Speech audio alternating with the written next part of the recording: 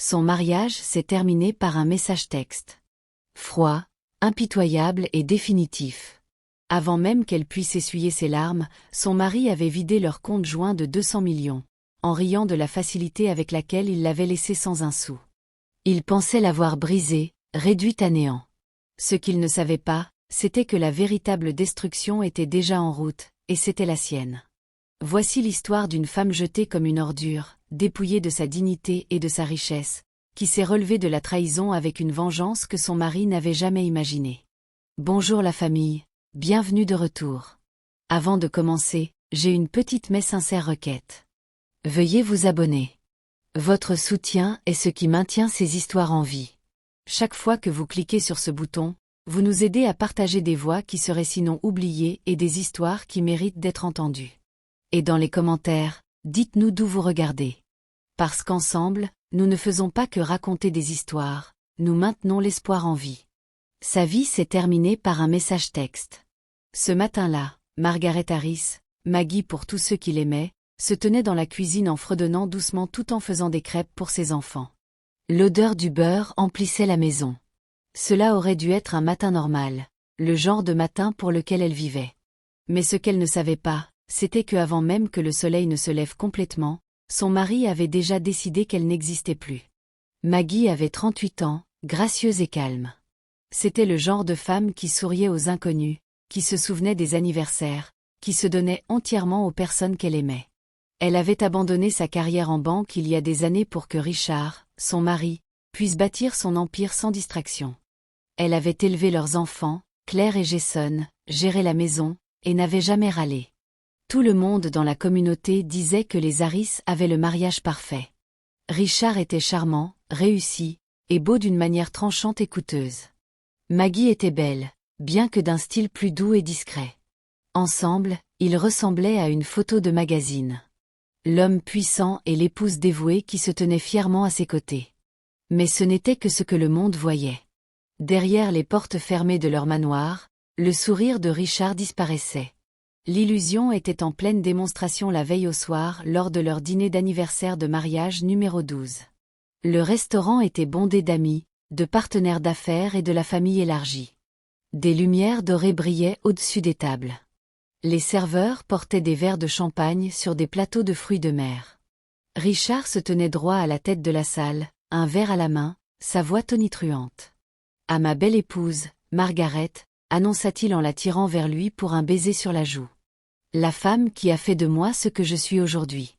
Sans ses sacrifices, je ne serais rien. » Les invités applaudirent et acclamèrent.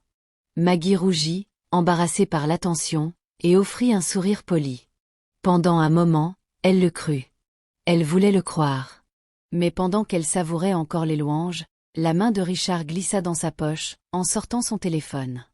Sous la table, caché des invités, il tapa rapidement. Maggie aperçut la lueur faible de l'écran et regarda en bas. Elle n'avait pas besoin de voir les mots pour savoir à qui il envoyait un texto. Chloé, la jeune secrétaire qui ne quittait jamais le côté de Richard au bureau. Elle était dans la mi-vingtaine avec des cheveux brillants et le genre de beauté qui attirait les regards.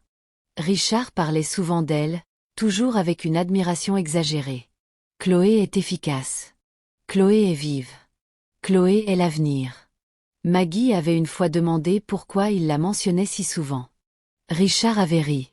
Parce qu'elle travaille dur, Maggie. Pas comme toi qui reste à la maison à t'amollir. Ce rire la piquait encore. Au dîner, le sourire de Maggie resta figé pendant que Richard se penchait pour murmurer. Ne fais pas cette tête si raide. Tu devrais être reconnaissante. Personne dans cette salle ne sait à quel point tu es vraiment inutile. Ses lèvres se recourbèrent cruellement. Tu es trop simple. C'est ton problème. Trop simple pour un homme comme moi. La main de Maggie trembla autour de son verre de champagne. Elle regarda autour de la salle les visages souriants, les verres qui tintaient. Pour eux, Richard était le mari parfait. Personne ne voyait la façon dont ses yeux la transperçaient comme des couteaux. Au cours des semaines suivantes, Maggie remarqua des choses. Des retraits de leurs comptes joints. Des milliers de dollars manquant sans explication. Des nuits tardives au bureau qui s'étendaient jusqu'à l'aube. Des appels téléphoniques qu'il refusait de prendre devant elle. Un soir, Elle rassembla son courage pour demander. Richard, dit-elle doucement alors qu'il rentrait après minuit, sentant un parfum qui n'était pas sa marque habituelle. J'ai vu des retraits sur le compte. 40 000 $ partis en une semaine. Tout va bien? Richard posa sa mallette sur le canapé et ricana. Tu m'espionnes maintenant? J'ai juste pensé. Tu as pensé quoi? Que je dois m'expliquer auprès de toi. Il s'approcha, la dominant de sa taille. Cet argent est à moi. J'ai bâti cet empire. Tu n'as rien fait d'autre que rester à la maison à jouer la parfaite épouse. Ne me questionne pas, Margaret. Tu n'es pas assez intelligente pour comprendre les affaires. Sa poitrine se serra. La Maggie qui croyait autrefois être sa partenaire, son égale, se sentait plus petite à chaque mot. Le matin où tout s'effondra commença comme n'importe quel autre. Maggie était dans la cuisine en train de faire des crêpes pour Jason et Claire. Les enfants gloussaient à la table, se disputant pour le sirop. Son téléphone vibra sur le comptoir. Elle s'essuya les mains sur un torchon et jeta un œil à l'écran. C'était un message texte de Richard. C'est fini. Ne m'appelle pas. Le compte est à moi maintenant. Son souffle se bloqua dans sa gorge. Elle relut les mots, mais ils ne changèrent pas. Sa main trembla si violemment que le téléphone faillit lui échapper. Elle se précipita sur l'application bancaire, ses doigts maladroits. L'écran se chargea, et puis la vérité la frappa comme une lame en pleine poitrine. Le solde du compte joint, 0 $. Plus de 500 000 $, chaque centime qu'ils avaient épargné ensemble, avait disparu. Les genoux de Maggie cédèrent. Elle agrippa le bord du comptoir, luttant pour respirer. « Maman !» La voix de Claire était petite, inquiète. « Tu vas bien ?» Maggie força un sourire, ses lèvres tremblantes. « Je vais bien, ma chérie. Mange ton petit déjeuner. » Mais à l'intérieur, elle n'allait pas bien. À l'intérieur, son monde entier s'effondrait. Maggie attendit que les enfants partent pour l'école avant de l'appeler. Sa main tremblait si fort qu'elle faillit lâcher le téléphone. Richard répondit à la deuxième sonnerie, sa voix calme, presque amusée. « Pourquoi m'appelles-tu? Tu n'as pas lu le message? » « Richard, qu'est-ce que c'est que ça? » Sa voix se brisa. « Le compte, notre compte. Il est vide. 500 000 $ partis. Pourquoi me fais-tu ça? À nous? » Il rit, un rire tranchant et cruel qui la transperça. « Notre compte. Arrête de te faire des illusions, Maggie. Cet argent était à moi. Je l'ai gagné. J'ai tout bâti de rien pendant que tu restais à la maison à jouer la femme au foyer. Tu penses mériter la moitié? Tu as vécu à mes crochets comme un parasite. » Les lèvres de Maggie s'entr'ouvrirent sous le choc. « Un parasite? J'ai tout sacrifié pour toi. Ma carrière, mes rêves. J'ai élevé tes enfants, tenu ta maison, je suis resté à tes côtés à travers chaque tempête. Ne fais pas le drame, aboya Richard. Tu es resté à mes côtés parce que tu n'avais nulle part ailleurs où aller. Ne fais pas comme si tu avais sacrifié. Tu as eu de la chance que je t'ai choisi en premier lieu. Regarde-toi maintenant, approchant de la quarantaine, fatigué, ordinaire. Tu penses qu'un homme comme moi mérite ça? » Maggie haleta, pressant le téléphone contre son oreille comme si cela pouvait la protéger des mots. Sa poitrine lui faisait mal comme si son cœur se fendait en deux. « Richard, s'il te plaît. Nous avons des enfants. Qu'est-ce que je suis censé leur dire? Dis-leur la vérité, dit Richard froidement. Leur père en a enfin marre de faire semblant. Je ne t'aime plus. Je ne t'ai pas aimé depuis des années. Chloé est la femme que je veux. Elle est jeune, belle et intelligente. Pas simple. Le mot la frappa comme une gifle. Simple. Il l'avait déjà appelée comme ça, mais cette fois, cela atterrit avec une finalité mortelle. Maggie murmura, « Tu jettes 12 ans de mariage pour une secrétaire. » Richard gloussa. « Pour une vraie femme? Oui. Et laisse-moi te donner un conseil, Maggie. Ne t'humilie pas en suppliant ou en te montrant à mon bureau. Tu n'es plus rien pour moi. Plus tu l'acceptes vite, mieux c'est. » Puis la ligne se coupa. Maggie fixa le téléphone silencieux, son corps entier tremblant. Elle essaya de rappeler, mais cela alla directement sur la messagerie vocale. Quand elle vérifia ses messages, elle en trouva un autre en attente. « Ne me contacte plus. Ce mariage est terminé. J'enverrai les papiers de divorce par mon avocat. Et ne rêve pas de toucher à mon argent. C'est à moi. Sa vision se brouilla. Des larmes coulaient sur ses joues, chaudes et incontrôlables. Elle posa le téléphone sur le comptoir et couvrit son visage des deux mains, sanglotant dans ses paumes. Tout autour d'elle, la cuisine était la même. Les crêpes, les assiettes, la bouteille de sirop sur la table. Mais tout semblait différent. L'air était lourd, étouffant. Les murs semblaient se refermer sur elle. Pendant 12 ans, elle avait cru en l'illusion, l'épouse dévouée, le mari fort, la famille heureuse. Elle avait cru aux démonstrations publiques, aux discours, aux sourires. Elle avait cru que l'amour et le sacrifice comptaient. Maintenant, elle réalisait que tout n'avait été qu'un masque. Plus tard ce jour-là, elle rassembla sa force et se rendit au bureau de Richard. Elle ne pouvait pas accepter que ce soit réel, pas sans le regarder dans les yeux. Quand elle arriva, Chloé était au bureau d'accueil, ses lèvres rouges incurvées en un sourire sournois. Le cœur de Maggie se tordit. La femme plus jeune ne fit même pas l'effort de cacher sa satisfaction. « Madame Harris, » dit Chloé d'une voix douce, presque moqueuse. « Vous n'avez pas reçu le message. » La gorge de Maggie se serra. « J'ai besoin de voir mon mari. »« Il n'est plus votre mari, » répondit Chloé, sa voix basse et cruelle. Avant que Maggie puisse répondre, Richard apparut de son bureau, le bras nonchalamment autour de la taille de Chloé. Il regarda Maggie avec le même sourire froid qu'elle avait entendu dans sa voix plus tôt. « Margaret, » dit-il d'un ton suave. « Ne t'humilie pas. C'est fini. Tu aurais dû savoir que ce jour viendrait, ses genoux faiblirent. Comment peux-tu te tenir là et m'humilier comme ça? » Après tout, Richard l'interrompit. « Tout? Tu veux dire les années que j'ai gaspillées enchaînées à une femme sans ambition, sans étincelle? J'aurais dû te quitter il y a des années. Chloé est l'avenir. Toi, l'histoire? » Chloé se pencha contre lui, ricanant comme si elle profitait du spectacle. Richard la tira plus près, murmurant assez fort pour que Maggie entende. « Tu vois, c'est ça une vraie femme. » Les mots écrasèrent Maggie. Elle se tourna rapidement, retenant ses larmes, déterminée à ne pas les laisser la voir se briser complètement en public. Mais à l'intérieur, elle s'effondrait pièce par pièce. Ce soir-là, Maggie s'assit sur son lit dans le noir, fixant son téléphone. Elle avait vérifié le compte à nouveau, toujours vide. Les économies de vie qu'elle pensait sécuriser l'avenir de leurs enfants avaient disparu. Ses enfants dormaient paisiblement dans la pièce d'Axe en grave côté, ignorant que leur monde venait de se briser. Maggie s'assit les bras autour d'elle, se balançant lentement. Son corps tremblait de sanglots silencieux. Elle se sentait invisible, jetée comme une ordure. Son mariage, sa dignité, sa sécurité. Tout avait disparu avec un message texte. Alors que l'horloge passait minuit, elle murmura dans l'obscurité. « Pourquoi, Richard? Pourquoi n'ai-je jamais été assez ?»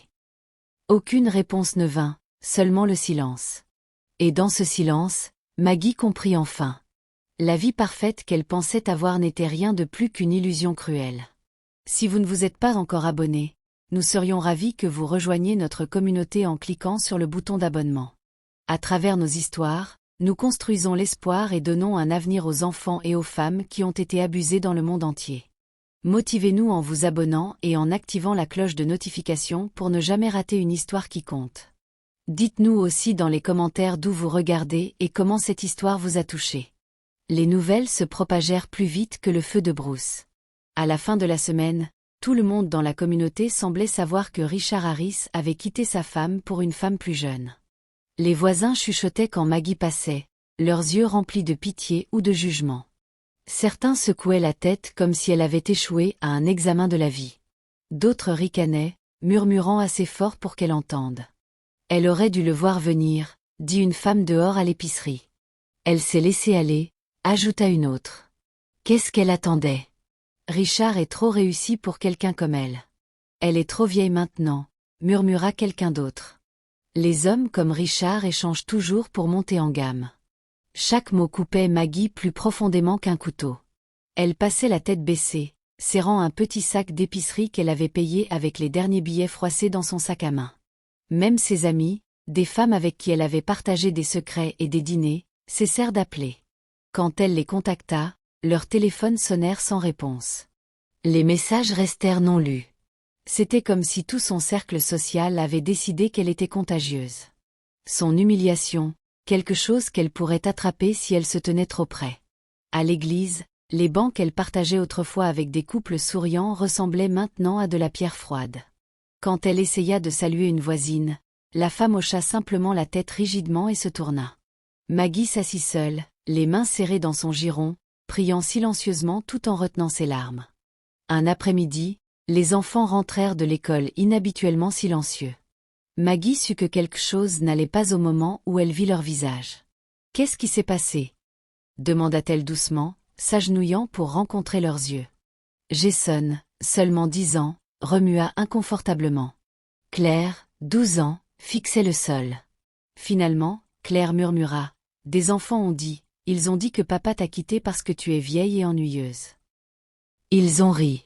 « Maman, ils ont dit que papa a une nouvelle femme maintenant. » Les mots vidèrent l'air des poumons de Maggie. Elle serra sa fille fort, se forçant à ne pas pleurer. Les petits bras de Jason s'enroulèrent aussi autour de sa taille, tremblant. « Je suis tellement désolée, » murmura Maggie, embrassant leur tête. « N'écoutez pas ça. Votre père ? Il a fait des choix, mais vous n'y êtes pour rien. Rien de tout cela n'est votre faute. » Mais alors qu'elle les tenait, son propre cœur hurlait de honte. Comment pouvait-elle les protéger d'une tempête qu'elle ne pouvait même pas survivre elle-même ?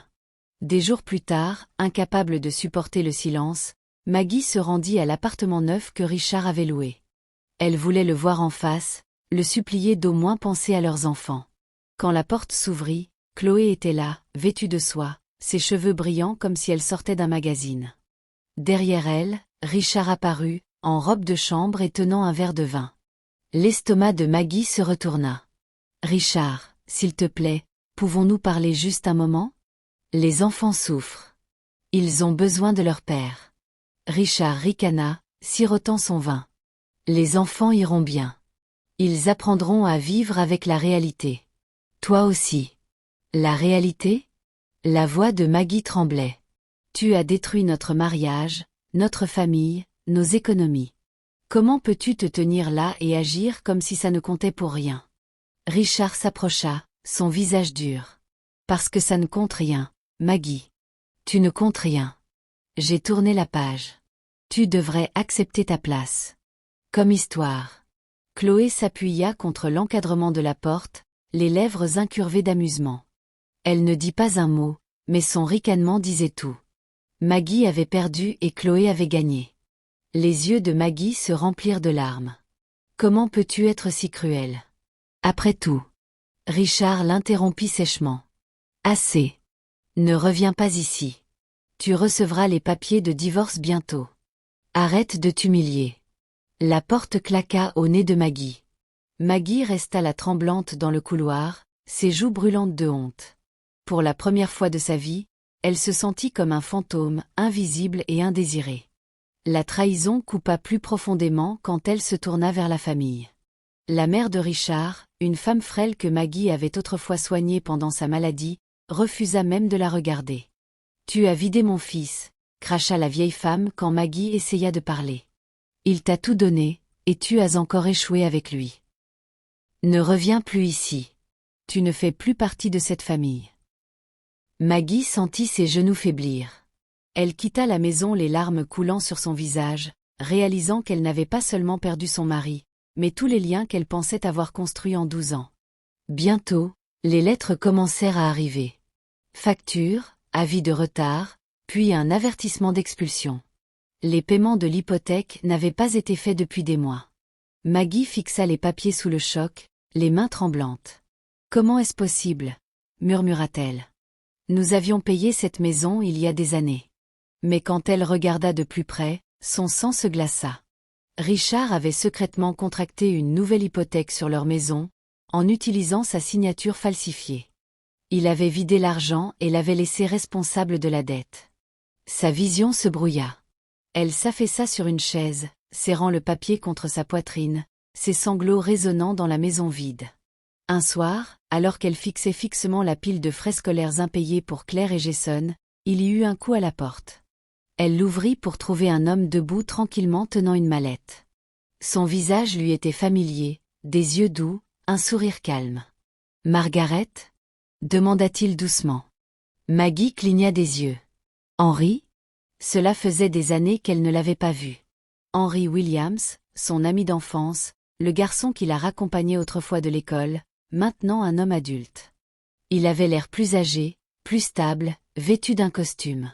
« J'ai entendu ce qui s'est passé, » dit Henry gentiment. « Je suis désolé, Maggie. Je n'imagine pas ce que tu traverses. » Ses yeux se remplirent à nouveau. Tout le monde d'autre a disparu. « Pourquoi es-tu ici ? » « Parce que je ne crois pas à frapper quelqu'un quand il est à terre. » Il fit une pause, puis ajouta. « Et parce que tu n'es pas aussi impuissante que tu le penses. Je suis avocat maintenant. Si Richard a fait ce que les gens disent, il y a peut-être des motifs légaux pour riposter. » Maggie secoua faiblement la tête. Riposter contre Richard. Il a tout. Argent, relations, pouvoir. Je n'ai rien. Le regard d'Henry était stable. Tu as la vérité. Et parfois, c'est suffisant. Ne renonce pas encore. S'il te plaît. Pour la première fois en semaine, une petite étincelle vacilla dans la poitrine de Maggie. Ce n'était pas de l'espoir. Pas encore. Mais c'était quelque chose. Elle regarda Henry, sa voix tremblante. Il a hypothéqué la maison dans mon dos, falsifié ma signature, pris tout. Quel genre d'homme fait ça à la mère de ses enfants? La mâchoire d'Henry se serra. Le genre d'homme qui croit être intouchable. Mais il ne l'est pas, Maggie. Pas si nous pouvons prouver ce qu'il a fait. Maggie fixa les papiers sur ses genoux, ses larmes brouillant l'encre. Son monde était encore brisé, son cœur encore fracassé. Mais pour la première fois depuis ce message texte, elle pensa. Peut-être que Richard Harris n'était pas invincible après tout. La première fois que Maggie s'assit dans le bureau d'Henry, elle se sentit comme si elle entrait dans un monde étranger. La pièce sentait faiblement le papier et l'encre, les murs tapissés de lourds livres de droit. Elle s'assit en face de lui, les mains serrées étroitement dans son giron, comme si se tenir ensemble était la seule chose qui l'empêchait de s'effondrer.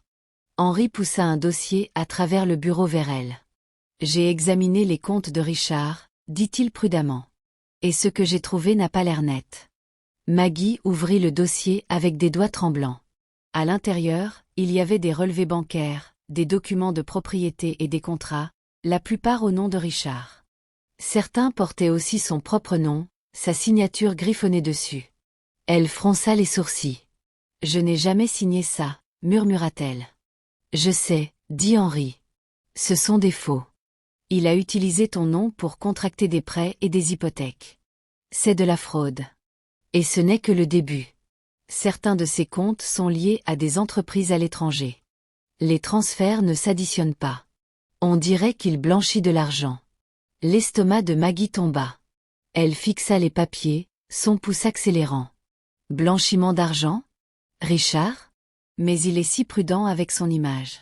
Tout le monde pense qu'il est un saint. »« C'est exactement pour ça qu'il s'en tire, » répondit Henry. « Les gens lui font confiance. Personne ne questionne jamais l'homme qui a l'air parfait en public. » Maggie s'appuya au dossier de sa chaise, les larmes menaçant à nouveau ses yeux. « Si j'expose ça, ça le détruira complètement.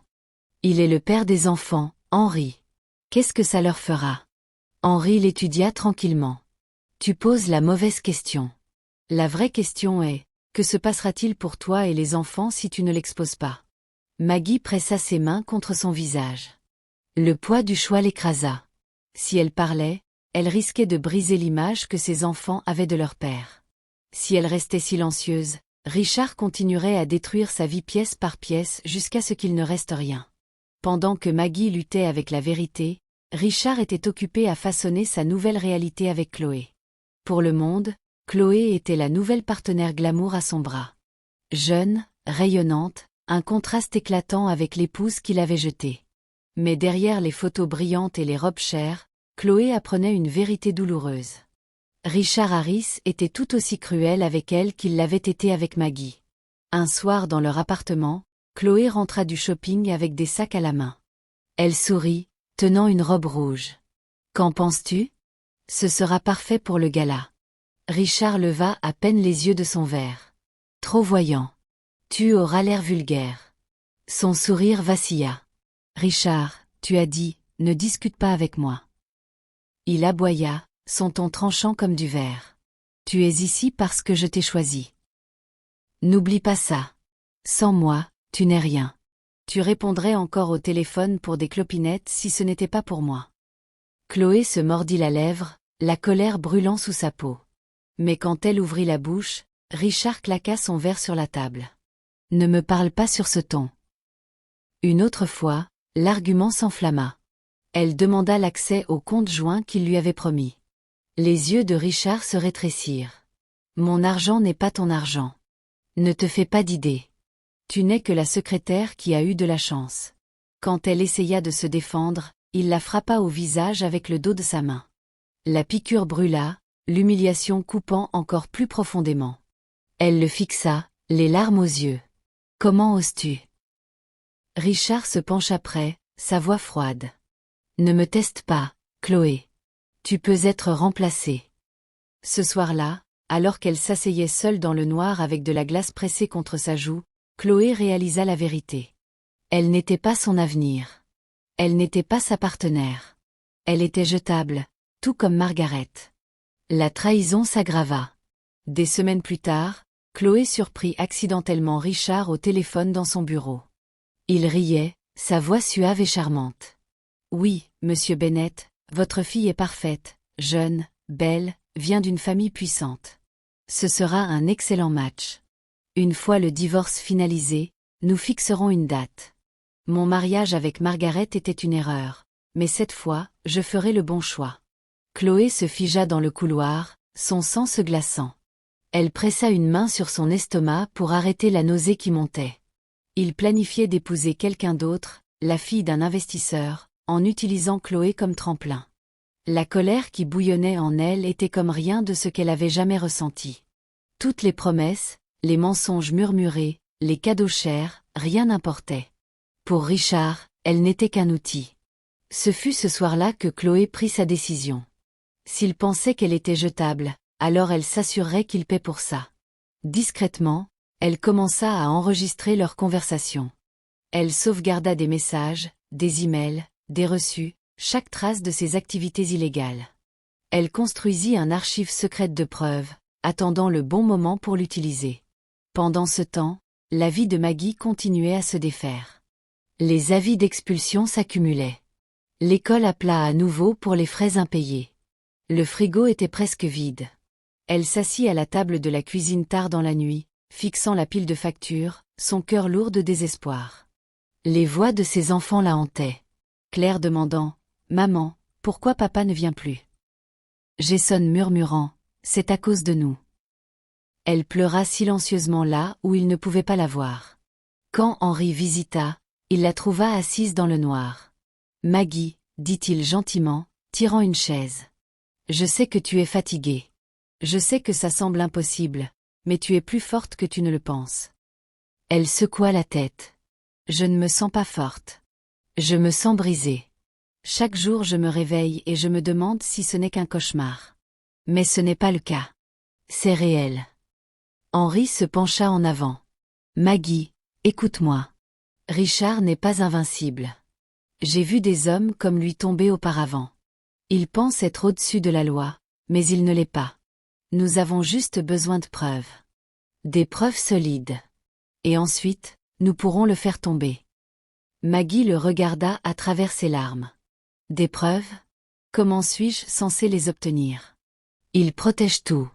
Il a le pouvoir, l'argent, les relations. » Les yeux d'Henry s'adoucirent.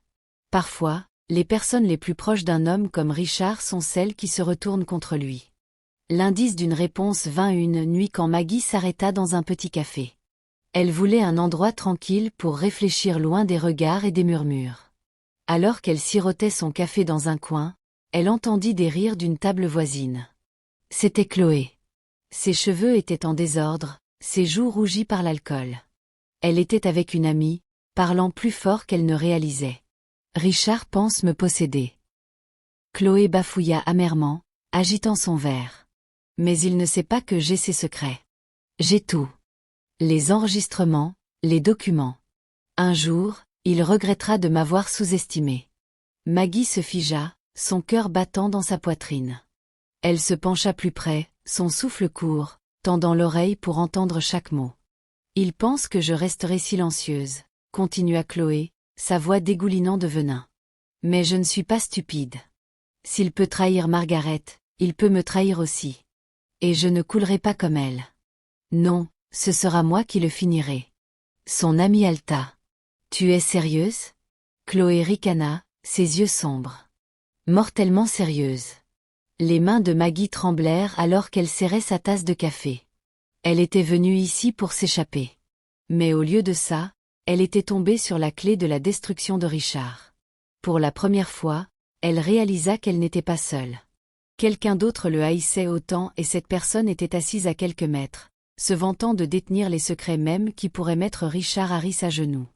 Maggie resta éveillée toute la nuit fixant le plafond.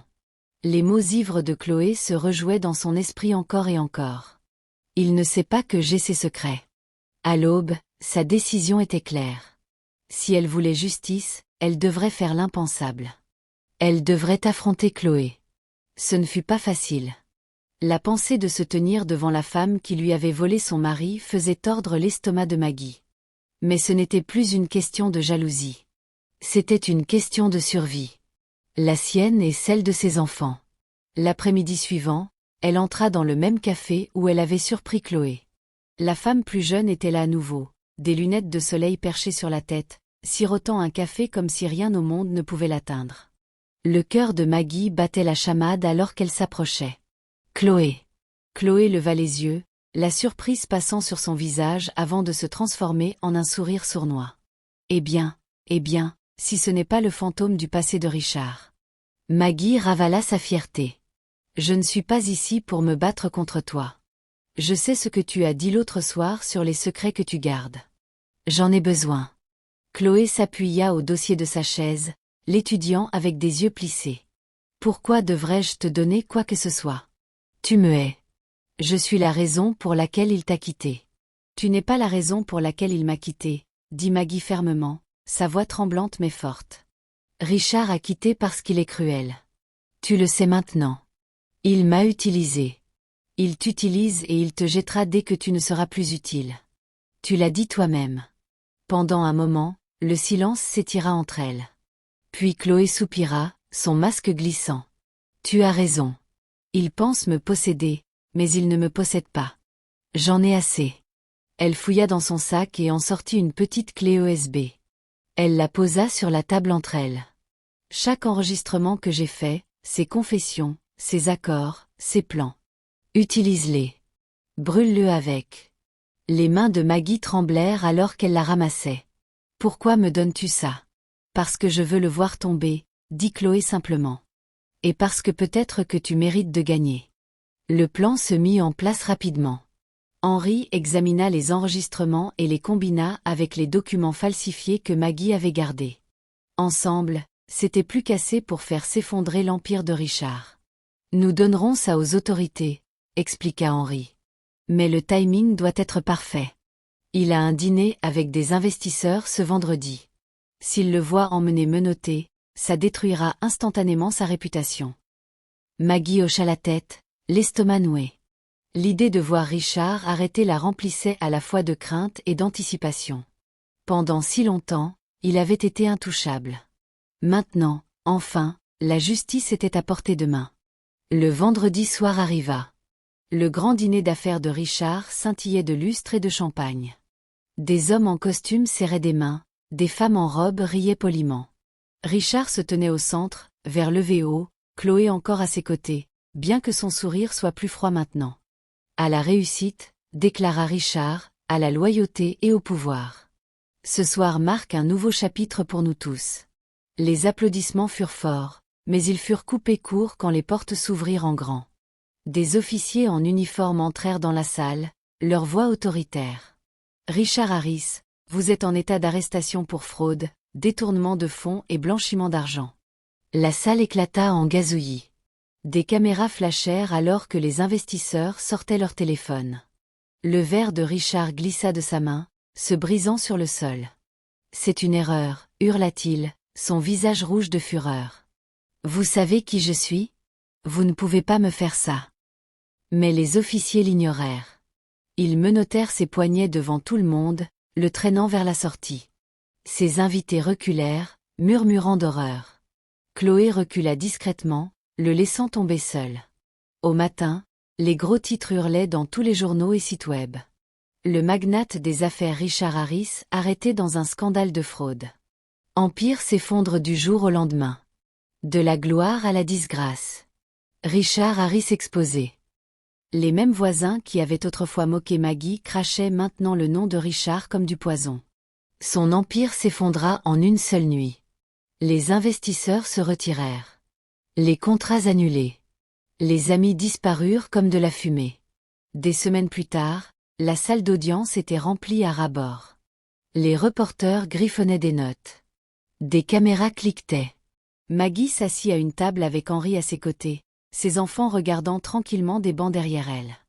Richard s'assit de l'autre côté de la salle, pâle et en colère, son costume cher ne cachant rien de sa chute.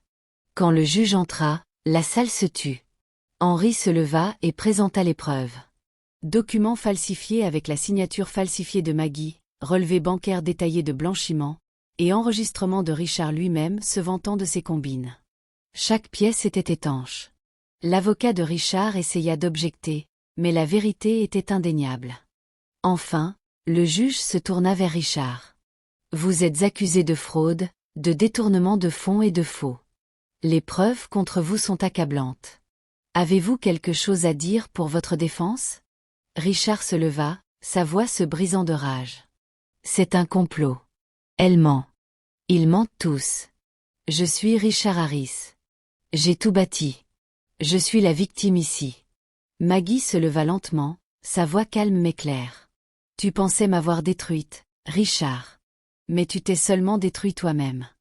La salle se tut. Les yeux de Richard flamboyèrent alors qu'il la fusillait du regard, mais il ne pouvait rien faire. Le marteau tomba, coupable. Après la sentence, Maggie sortit du tribunal avec ses enfants de chaque côté, leurs petites mains serrant la sienne. Le soleil brillait, l'air était vif, comme si le monde lui-même avait été lavé.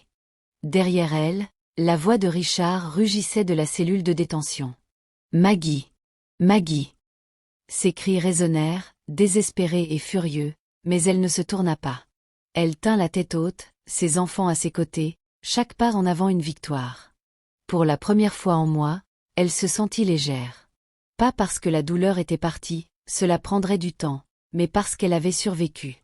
Elle avait affronté la trahison, l'humiliation et le désespoir, et avait encore trouvé la force de se relever. Alors qu'elles atteignaient les marches du tribunal, Claire serra la main de sa mère. « Maman, est-ce qu'on va bien maintenant ?» Maggie sourit doucement. « Oui, ma chérie. On va bien aller. » Elles marchèrent ensemble dans la lumière du soleil, laissant les ombres derrière elles.